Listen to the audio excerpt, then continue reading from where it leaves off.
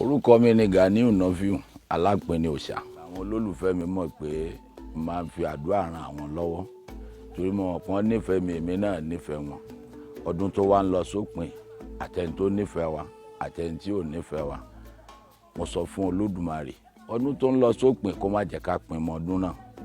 Ọdún tuntun tá a fẹ́ wọnú ẹ̀ kó jẹ́ ọdún ayọ̀ fún gbogbo wa, àtọkùnrin àtobìnrin, àtẹlẹ́sìn Islam àtẹlẹ́sìn àbáláyé àti Kírísítẹ́nì. Ká ṣe ọ̀pọ̀ ọdún láyé pé gbogbo àdàgbà ká dògbó. Ẹ̀yin olólùfẹ́ mi, mo sọ fún yín pé àdàgbà homo ní tó ṣe, ẹ̀ dàgbà ẹ̀ dògbó. Ara pápá ńlá bẹ́tu òjòjò ní ṣòwò kó má nẹ́jà, owó àtọmọ ló máa bá yín gbé.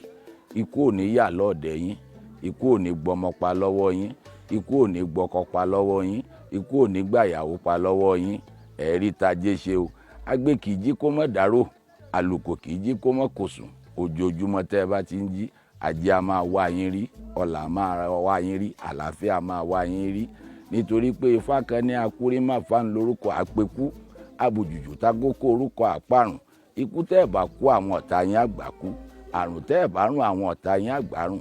Ikú yín á dikú ọ̀tá, àrùn yín á dàrún òdì.